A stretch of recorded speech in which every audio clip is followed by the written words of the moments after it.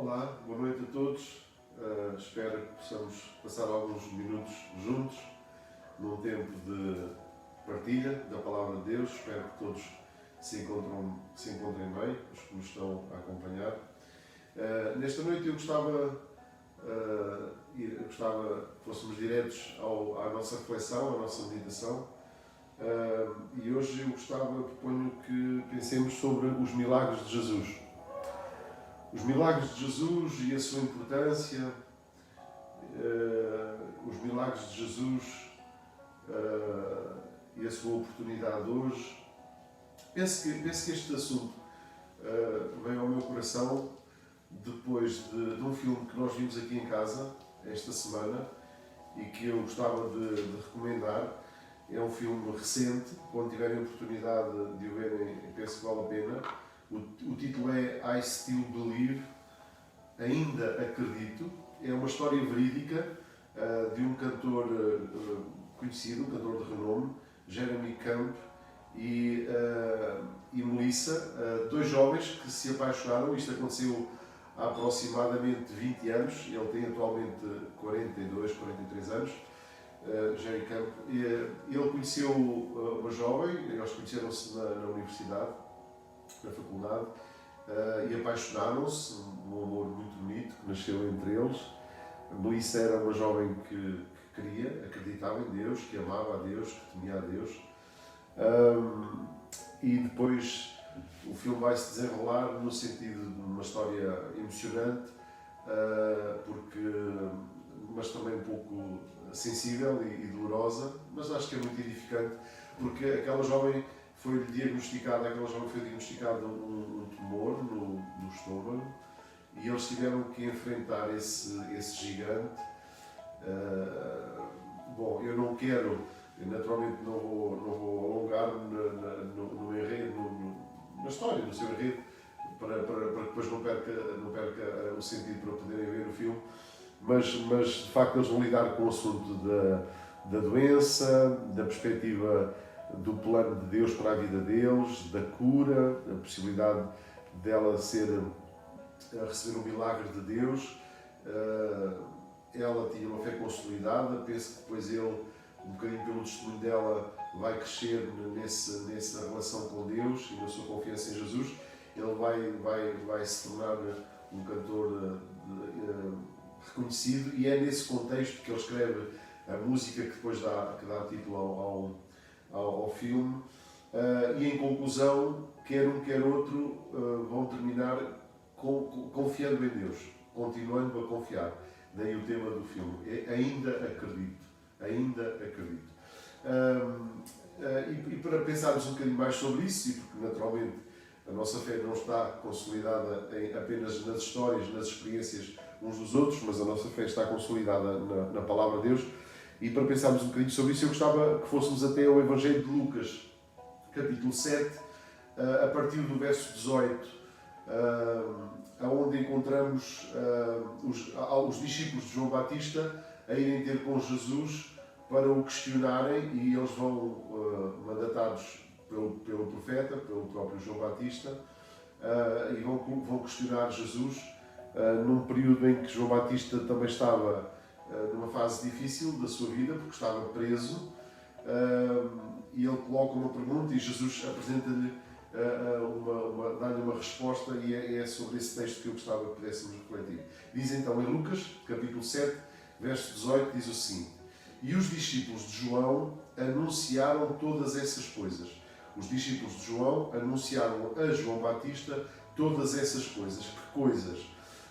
O que está antes deste texto é uma ressurreição que Jesus efetuou no filho da viúva de Naim, filho único da viúva de Naim. Portanto, quando Jesus se cruza com este funeral lá às portas da cidade, e movido de íntima compaixão por aquela mulher viúva que ia enterrar o seu único filho, Jesus opera aquele grande sinal, mandando parar aquele cortejo e dirigindo-se ao jovem defunto, dizendo para ele se levantar, e a ressurreição acontece. E então diz o texto que todos se apoderaram de grande temor, glorificavam a Deus, dizendo: um grande profeta se levantou entre nós, e Deus visitou o seu povo.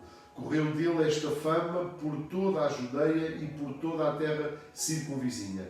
E os seus discípulos, volta ao texto, os discípulos de João, anunciaram a João Batista todas estas coisas. Esta fama que estava a percorrer a Judeia acerca deste Jesus, este homem dito pelos seus conterrâneos como um grande profeta que operava coisas incríveis, e uma delas foi a ressurreição daquele jovem.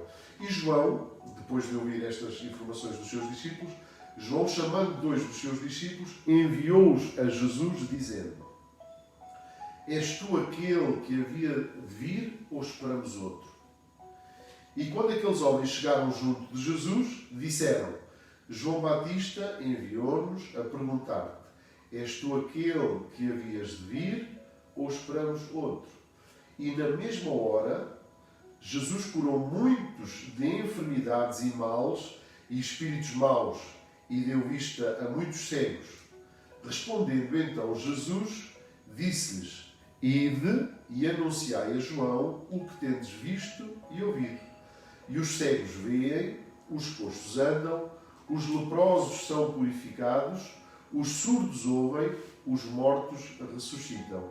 E aos pobres anuncia-se-lhes o Evangelho, as boas novas. E bem-aventurado aquele que em mim se não escandalizar. Então, quando Jesus é questionado por João Batista acerca da sua identidade: és mesmo tu o Messias que nós aguardávamos? És mesmo tu aquele que Israel espera e esperava e que os profetas anunciam, e acerca do qual o próprio João Batista tinha declarado, não é? Quando lá estava a fazer batismos no Rio Jordão e Jesus se aproxima, João aponta para Jesus e diz: eis o Cordeiro de Deus que tira o pecado do mundo. Então, João Batista já o tinha reconhecido como o Messias, como aquele que vinha para redimir Israel. Mas agora, eu não queria me prender muito em João Batista, nem nas suas dúvidas, nem no seu contexto. A verdade é que ele estava preso, era dita muita coisa acerca de Jesus.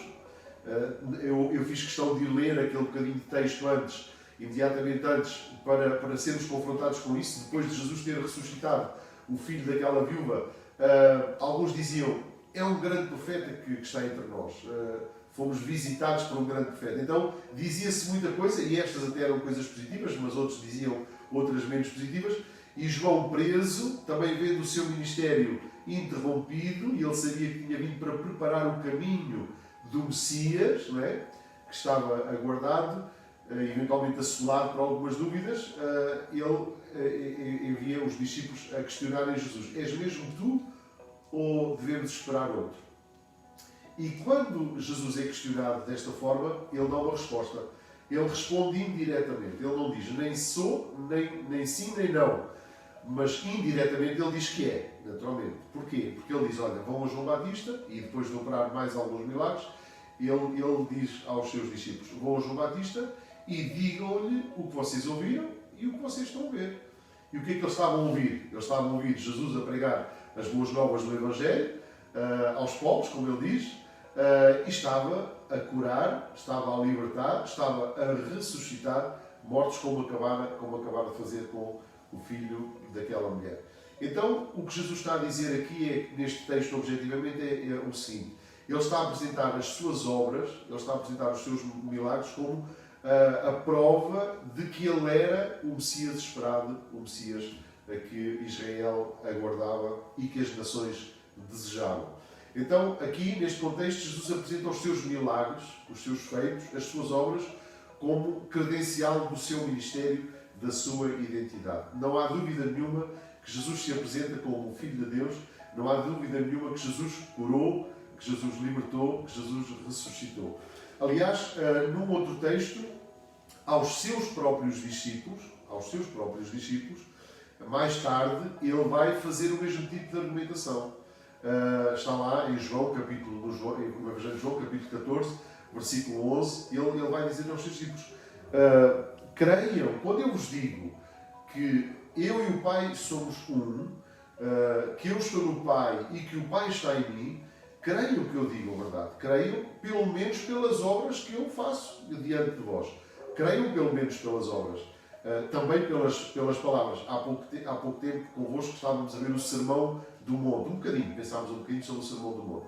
Então, pelo ensino que ele trouxe, pela autoridade com que ele ensinou e pelo conteúdo do seu ensino, Jesus assumia que aquilo que dizia, as palavras que ele preferia não eram dele próprio, mas eram as palavras que ele recebia do Pai.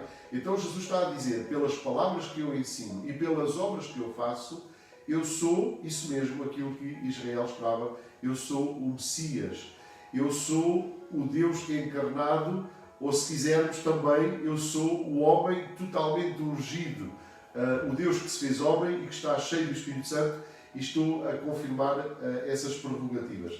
Então, os milagres têm essa dimensão. Eles confirmam, eles servem para atestar e servem para nos conduzir a Jesus e para crermos em quem Jesus é.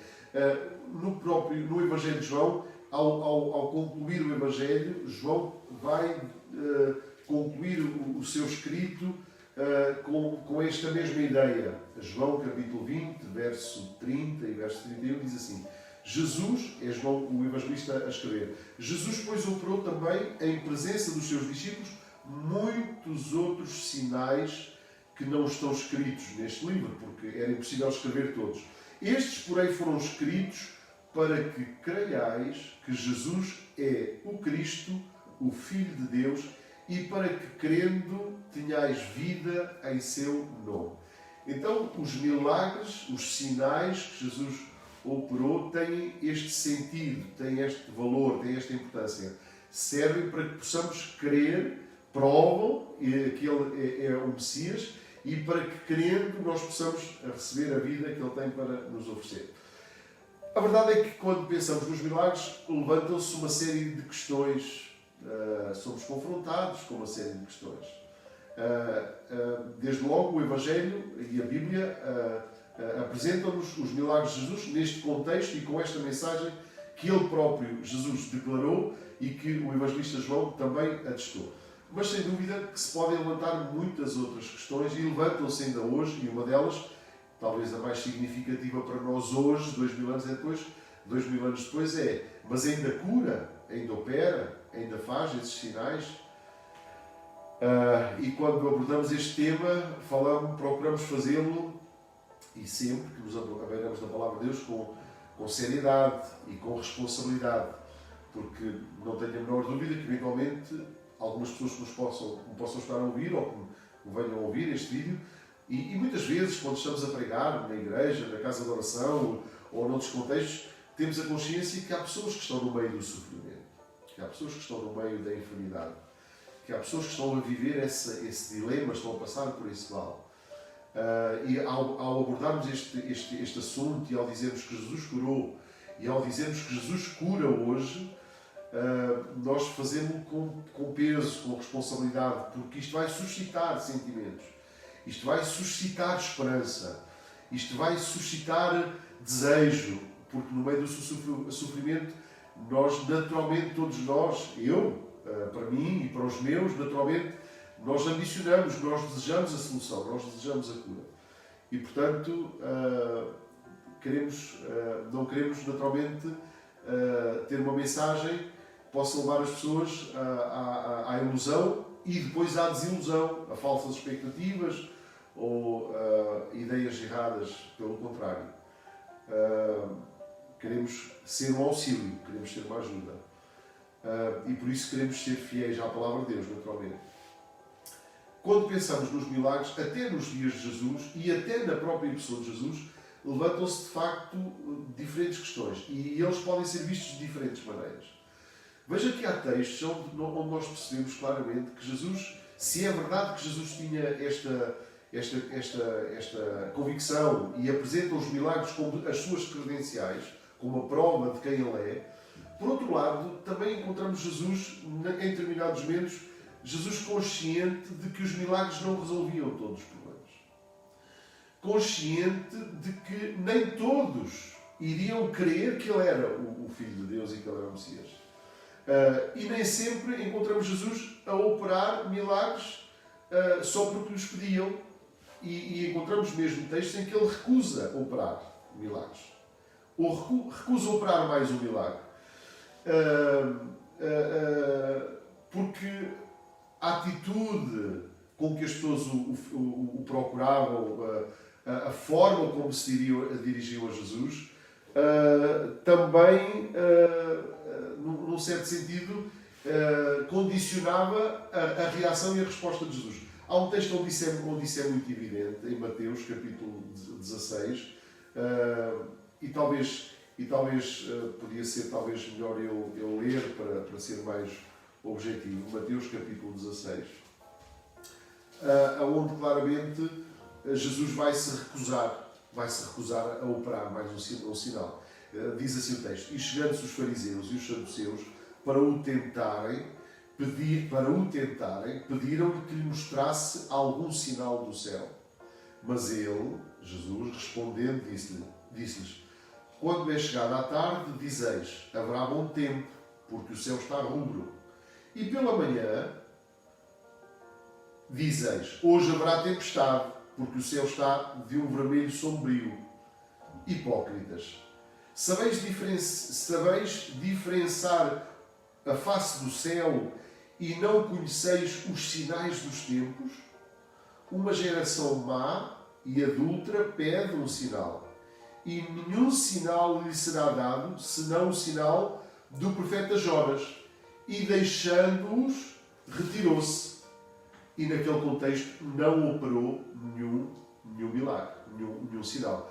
Porque estes homens que vieram e que pediram mais um sinal, e eles já tinham operado muitos, não estavam num bom espírito. Vinham, diz mesmo o texto, diz que vinham para o tentar. E há um determinado momento em que, quando Jesus depois de Jesus ter libertado uma pessoa de espíritos malignos, estes que não estavam num bom espírito e que estavam sempre a julgar Jesus de uma forma errada, e depois vão se tornar nos seus grandes opositores e naqueles que o vão prender e que o vão acusar e que o vão condenar. Quando Jesus operou um dos sinais, que foi libertar uma pessoa de espíritos malignos, sabe como é que eles interpretaram o milagre ou aquela libertação? Eles disseram, ele está a fazer isso pelo poder das trevas, ele está a fazer isso pelo poder de Satanás. Ou seja, Jesus acaba de operar uma libertação e eles continuam a não reconhecer Jesus como Messias, pelo contrário, estão a acusar Jesus de que o poder com que ele o faz não é pelo poder de Deus, mas é pelo poder oposto, é pelo poder das trevas. Então veja, o sinal só por si não era suficiente para convencer aqueles. E deixem-me dizer, ainda hoje pode ser assim. Mais do que o sinal, mais do que o milagre, o importante é o coração e a atitude da pessoa que se aproxima de Jesus. E veja, Jesus sabia disto muito bem. Muitas vezes até ele operou milagres e disse, olha, não digam nada a ninguém. Não contes a ninguém. Porque Jesus não se deixou iludir. E muitas vezes os milagres, o que fazia era que multidões vinham, mas vinham, alguns até não tinham problema nenhum, vinham para ver os feitos, para ver o extraordinário. Outros vinham apenas e só pelo milagre. Mais do que reconhecer Jesus e conhecer Jesus e reconhecê-lo como Filho de Deus, vinham apenas para ter o seu alívio. Isso ficou evidente, por exemplo, quando Jesus curou 10 leprosos. Jesus curou 10 leprosos. Vieram todos depois, com gratidão, para reconhecer Jesus como o seu libertador, o seu Senhor. Não, diz que dos 10 só veio um. Os outros 9 continuaram indiferentes a quem lhe tinha dado aquela cura. Então veja, Jesus tinha consciência e assume que os seus milagres comprovam a sua identidade, que ele era o Messias, que ele era o libertador, mas Jesus não tinha a ilusão que todos seriam convencidos por isso. E esta pode ser uma das razões porque ele nem sempre fez e nem sempre opera. Porque mesmo a ideia é, mesmo que fizesse a todos, isso não era garantia de que todos viriam reconhecer Jesus e viriam entrar, como era o desejado, num relacionamento com Deus e numa consciência de quem é Deus e do amor de Deus e da salvação que Deus tem em Jesus e que oferece em Jesus Cristo. Uma coisa é certa, e uma outra grande lição que nós tiramos dos milagres que Jesus operou. Ele não operava milagres definitivamente para evidenciar os seus poderes sobrenaturais de qualquer forma, não é? Uma coisa que está presente em todos os milagres. Quando ele operava milagres, sinais, prodígios e maravilhas, ele o fazia por amor. No texto que eu não li todo, desta mulher que viu o seu filho ressuscitado, o sentimento de Jesus é identificado dessa forma. Diz que Jesus se moveu de íntima compaixão por aquela mulher que estava, de facto, com a sua vida completamente destroçada, viúva, sem recursos e vendo partir o seu filho único. E perante aquele quadro caótico, Jesus, movido de íntima compaixão por aquela mulher, objetivamente foi lá e, sem ela pedir nada, sem ninguém dizer coisa nenhuma, Jesus toma a iniciativa e ressuscita aquele jovem que, naturalmente, morto, também nada poderia fazer. Portanto, Jesus assume totalmente a iniciativa de salvar aquela mulher, ressuscitando o seu filho. Porquê? Por causa do seu grande amor, movido de íntima compaixão.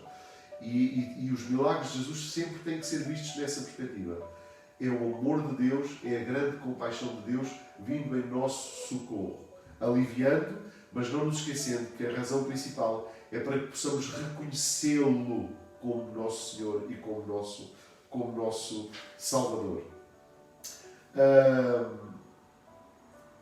E essa foi a grande razão que levou Jesus a operar o maior de todos os sinais. Não é? E é o grande sinal que temos hoje e é a grande credencial que Ele nos pode apresentar e é a grande prova de quem Ele é. Qual é esse sinal? A sua morte e a sua ressurreição. O tal único sinal que será dado a uma geração incrédula. O sinal de Jonas, não é? Jesus morreu, fica no sepulcro 3 dias, mas ao terceiro dia Ele ressuscitou e é glorificado e está à direita do Pai. E essa é a grande prova de quem Ele é e do que Ele vai fazer, morrer em nosso lugar para nos dar vida e vida com abundância. Hoje Ele ainda opera milagres, hoje Ele ainda pode socorrer, hoje ainda Ele pode curar, sim. Ainda hoje Ele pode curar. Sim, ainda hoje Ele cura. Sim, ainda hoje Ele vem em nosso socorro, com o mesmo amor, com a mesma compaixão. Sim, ainda hoje Ele se revela. Sim, ainda hoje Ele se manifesta. Sim, ainda hoje Ele dá provas de quem Ele é. E de quanto Ele nos ama. E de quanto Ele está interessado em que o reconheçamos como Senhor e Salvador. Exatamente como nos dias do seu ministério, não há uma fórmula, não há um formato, não há uma regra. Jesus agiu de maneiras completamente dispares. Fez milagres de forma completamente distinta uns dos outros. E ainda hoje Ele continua a fazer. Ainda há uma ação misteriosa de Deus. Ele não cura todos. Ele não cura da mesma maneira diferentes pessoas. Mas Ele tem poder para curar. Mas uma coisa eu sei. Quando Ele faz ou quando Ele deixa de fazer, o seu objetivo é o mesmo. Quer curando, quer não curando, a grande razão, a grande motivação é aproximar-nos dele e através dele podermos fazer chegar ao Pai. Vou concluir fazendo referência a uma outra mulher de Deus também, que teve também uma experiência de enfermidade. Estou-me a referir a Catherine Marshall, que no ano aproximadamente de 1940, foi nesse período, ela foi acometida de tuberculose. E a data é importante, porquê? Porque nessa altura não havia o conhecimento dos antibióticos e, portanto, esta doença era incurável e, portanto, foi assim que ela a enfrentou. Uma mulher de Deus, que por causa desta enfermidade e no seu leito, ela vai se entregar numa busca incessável por Jesus. E também numa busca pela cura para a sua enfermidade. O que vai acontecer ao fim de 2, 3 anos, cerca de 3 anos, ela acabou por ficar totalmente limpa dos seus pulmões e encontrou cura para a sua enfermidade e também cresceu no seu conhecimento de Jesus. Mais ou menos 9 anos, cerca de 9 anos depois, ela veio a perder o seu marido, pastor evangélico, de uma morte, creio que uma morte súbita. Então, ela por um lado é curada, por outro lado vê o seu marido partir. E esta é a nota muitas vezes dominante da vida cristã. A verdade é que, às vezes de forma inexplicável, Deus permite que passemos pelo sofrimento. Às vezes de uma forma surpreendente e maravilhosa, Deus providencia cura e tira-nos desse sofrimento. Outras vezes, de uma forma às vezes incompreensível, Deus permite que passemos por uma enfermidade. E às vezes a enfermidade é mesmo o meio que Deus vai usar para chamar um filho temente, um filho fiel, um filho que crê nele, para a sua presença. Esta mulher escreveu o seguinte, e eu gostava de citá-la. Jesus veio à Terra mostrar-nos a vontade do Pai. Ele que criou o incrível corpo humano ainda cura hoje, mas não como um mágico divino. Precisamos buscá-lo a seu modo, no seu tempo, e às lições que ele quer que aprendamos ao longo do caminho. Se estás em sofrimento, se estás com uma enfermidade, se estás com algum outro tipo de problema, eu quero te encorajar nesta noite a buscares de Deus cura divina pelo poder que há no nome de Jesus Cristo. Encorajar-te à fé, porque Jesus cura hoje. E esses milagres que Jesus continua a fazer hoje são para nosso benefício, são para alívio da nossa alma, mas ainda contribuem para testificar de que Ele é o Filho de Deus, de que Ele tem todo o poder e de que Ele está interessado no nosso bem. Ainda assim, e nesse contexto, também te quero encorajar, nessa busca, não busques só a cura para o teu problema, para a tua enfermidade, não busques só a solução do teu problema, busca a Jesus. Busca a Jesus. Busca conhecer Jesus. Quem Ele é, o que Ele fez, o quanto Ele te ama.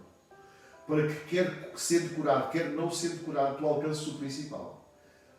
A solução para o maior de todos os teus problemas, o maior dos problemas da humanidade, o maior problema que eu tenho também, que é o problema do meu pecado, do nosso pecado. A salvação que há em Cristo Jesus. Nós precisamos, acima de tudo, conhecer Deus. Entrar num relacionamento com Deus. Experimentar o amor de Deus. Experimentar a vida. E os milagres apontam para o Senhor e Salvador, o Deus feito homem, que veio para nos dar vida e vida com abundância. Procura a cura da tua enfermidade, mas acima de tudo, procura o perdão dos teus pecados na pessoa bendita de Jesus Cristo. E nesse processo, eu tenho a certeza absoluta, se o fizeres em verdade, com humildade, com quebrantamento, encontrarás arrependimento, confissão para os teus pecados, encontrarás esperança, encontrarás o braço de Deus. E o meu desejo é que encontres cura para a tua enfermidade e que isso sirva de testemunho para a glória de Deus.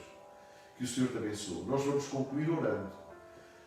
E vamos orar por todos, aqueles que possam acolher esta mensagem no seu coração, e estaremos a orar por ti, na circunstância em que tu estiveres. Mesmo não conhecendo, Deus conhece, Deus sabe, Deus pode tocar a tua vida agora mesmo. Estamos muito gratos a Deus por termos orado por algumas pessoas na igreja e o Senhor tem estado a operar. Algumas pessoas que estavam mesmo infectadas com o Covid-19, com este problema. Eunice Romeiro, ela já tínhamos partilhado que o teste dela já tinha dado negativo. Há pouco tempo, há uns dias, recebi a mensagem dela a dizer que o marido e a filha também já estão negativos. Também a família do irmão Laércio também já estão negativos. Graças a Deus por isso. A igreja estava a orar pela irmã Hilda, também a esposa do irmão Bílio, e ela já teve alta. Queremos aproveitar este contexto para informarmos a igreja disto. A nossa irmã Hilda já está em casa e queria deixar um apelo, reforçar o apelo que fizemos na sexta-feira passada. O nosso jovem Marcos, ele está a fazer um ciclo de quimioterapia que terminará para quinta, sexta-feira, querendo Deus. Vamos continuar a orar por este jovem, rogando ao Senhor que opere cura no seu corpo e que, acima de tudo, esteja com ele neste processo, que é um processo violento, doloroso, mas há pouco estávamos a trocar algumas mensagens e ele estava a partilhar de que estava a depender do poder do Espírito Santo na sua vida, do poder do Pai, e nós queremos que pelo poder de bloquear o nome de Jesus, o Marcos vai vencer também esta batalha, e o seu testemunho vai ser também para edificar as nossas vidas e para a glória do Senhor. Oremos a Deus. Pai, nós queremos te agradecer o teu grande amor por nós, revelado em Jesus Cristo. Muito obrigado pelo teu Filho que nos enviaste para que te pudéssemos conhecer, para que pudéssemos experimentar vida e vida com abundância, para que pudéssemos ser convencidos de quanto nos amas e de quão interessado estás por nós. Estás interessado em nos restaurar, estás interessado em nos curar, estás interessado em nos perdoar, estás interessado em nos tirar da condição em que nos encontramos de afastamento e de separação de Ti. Obrigado. Obrigado, Senhor. Obrigado, Pai, por Jesus, o nosso Salvador. Obrigado pelos seus feitos há 2000 anos atrás, mas obrigado ainda porque hoje continuas a ser o mesmo Deus. Em Ti não há variação, o Teu poder permanece e Tu és o mesmo ontem, hoje e serás eternamente. E sabemos que há poder no nome de Jesus. Obrigado pela resposta às orações, para benefício da família de Eunice, Romeiro, do nosso irmão Laércio, também pelas melhoras que estás a dar à irmã Hilda. Obrigado pelos recursos que dás também na ciência, aos médicos, para poderem também serem agentes da tua mão poderosa sobre nós. Mas nós queremos que Tu tens todo o poder para agir ainda de forma sobrenatural, para além dos recursos humanos, para além dos recursos da medicina. Por isso intercedemos nesta noite, mais uma vez, pelo Marcos, para que estendas a Tua mão sobre ele e dês vitória no nome de Jesus. Também continuamos a orar pela irmã Armeninha, lá das Colhadas, possas estender a Tua mão sobre ela e completar a Tua obra na sua vida, e nos demais irmãos pelos quais temos vindo a orar, e por alguém em particular e em especial que possa ouvir esta mensagem, que esteja em sofrimento, na dor, em angústia. Oramos, Senhor, para que esta palavra, a Tua palavra, possa ter gerado fé, e se alguém que nesta hora esteja a clamar pela Tua intervenção, Pai, no nome de Jesus, dá vitória e sara o seu corpo e revela-te ao seu coração, e que de alguma forma o seu testemunho possa trazer glória para o Teu nome. Quer possamos vir a conhecer ou não, saber, ter conhecimento ou não daquilo que Tu estás a fazer, que o Teu nome receba glória e que, Senhor, haja salvação, haja perdão de pecados, haja relacionamento contigo, porque Tu estás interessado nisso mesmo, dar-nos vida e vida com abundância. Pai, nós pedimos-Te estas coisas no nome de Jesus, para a Tua eterna glória. Amém. Deus vos abençoe ricamente. Até uma próxima oportunidade.